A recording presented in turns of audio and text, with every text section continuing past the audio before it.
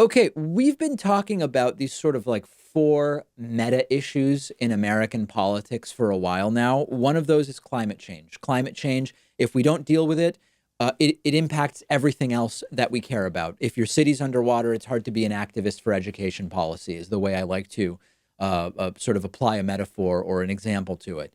Net neutrality and internet freedom is another meta issue. We learn about most of what's going on in the world through the news media and through the internet and through websites and from news stations that are so impacted by net neutrality and internet freedom. So that's another meta issue that affects a lot of what we care about. Our electoral system is a third. The fact that we have an electoral college and everything that connects to that, including voter suppression, voter ID, the way votes are counted, the way primaries are handled, all of that stuff. So the electoral system would be like meta issue number three. And then you've got campaign finance, which rounds out the list, the way politics is financed in the United States. A big part of campaign finance is Citizens United. Now, it's not the only part. It's not the only reason why we have the system of campaign finance that we have today, but it is a big part of it. And Democratic Congressman Adam Schiff has now introduced a constitutional amendment to overturn Citizens United.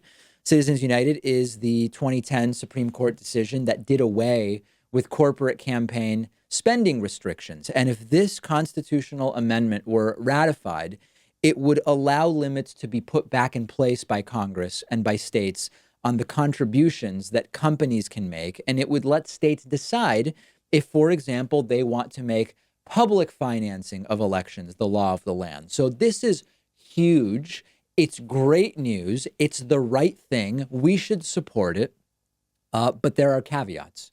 Caveat number one is this is going nowhere for as long as Republicans control the Senate and for as long as a Republican is in the White House. That's number one. But it's still good to get this going. And I support Adam Schiff doing it because we've been talking about a constitutional amendment for a long time. At the same time, it's really important to understand, and this is a great opportunity to do it, that there are many other things we can do to deal with the money in politics status quo, which is a disaster in the United States, that are separate from the repeal of Citizens United. Number one, we can change our voting system in ways that would be a huge step in the right direction. Some of the specifics about how that can be done, we've talked about on the show already. The point is that's totally separate from Citizens United, and it could lead to significant improvements in the sort of election status quo of the United States of America. Number two, we could get rid of the Electoral College. The National Popular Vote Interstate Compact is about 70% of the way to achieving 270 electoral votes, which would allow, with no change to the Constitution, a de facto national popular vote. That's something else we can continue working on. Number three, gerrymandering. Yes, gerrymandering is connected to money in politics, but gerrymandering is also connected to many other things, including the census, which is upcoming in 2020, and in general, doing redistricting with a nonpartisan or bipartisan commissions, sometimes employing particular mathematical algorithms rather than the whimsy of individual partisan lawmakers. There's a lot that can be done with gerrymandering that doesn't require repealing Citizens United.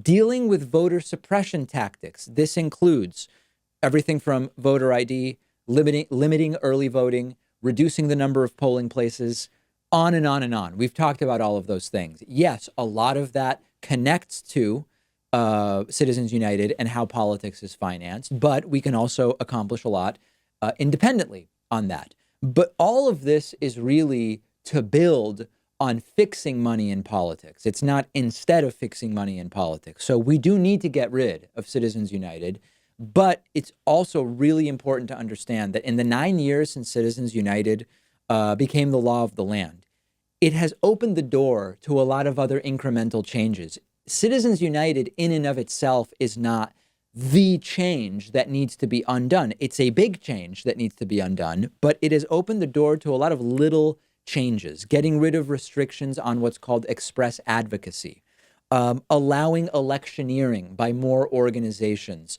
which in and of itself led to the creation of many super PACs and lots of other things. So obviously, Citizens United allowed a lot of these other things to take place.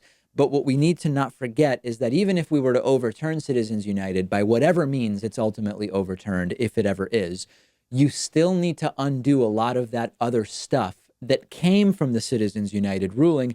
And that's a major uphill battle. It's worth doing. It's not impossible. But understand that even the Citizens United repeal is one step of probably hundreds just in that pillar of the broader total reforms that we're advocating for. So good for Adam Schiff. This is the right thing. We should push for it. We should support it. But let's not overstate its importance. And most importantly, let's remember that there are, like 6 or 7 other areas that we can be working on right now simultaneously while we push for getting the Senate back and getting the White House back, which will at least make the path to repealing Citizens United easier. The Supreme Court that Donald Trump has appointed 2 justices to will be an impediment, even if Democrats do take over the Senate and the White House, but that'll be a problem. That'll be a bridge we cross when we come to it. There are way more things that we can be working on simultaneously related to fixing elections in American politics. Let me know what you think about this. The David Pakman Show Instagram page @DavidPakmanShow has a post about this. While you're there, follow me on Instagram as well @David.Pakman. If you love learning new things, you probably want to check this out. The David Pakman Show today is sponsored by Skillshare, and we're giving you 2 entire months of free access to Skillshare when you click the link underneath this video. Skillshare is a vibrant online learning community offering more than 25,000 video classes on just about anything you can think of. Get better at playing an instrument. Learn to use Photoshop, how to edit videos. They have classes on drawing, painting, business, cooking, nutrition, personal productivity, and I'm not even really scratching the surface. I recently took a great class on introductory watercolor painting. I'm still not good, but I am learning, and you can access the entire library of fun, easy-to-use online courses for free for 2 months by using the link underneath this video. 2 months of learning something that's totally new to you, something you want to get better at, something you already love, or you can get ahead in your career by learning new skills that will help you at your job. I've gotten a ton out of it. Pat has taken some courses that he's found really valuable, and I think you'll love it too. Get started for free by clicking the link under this video.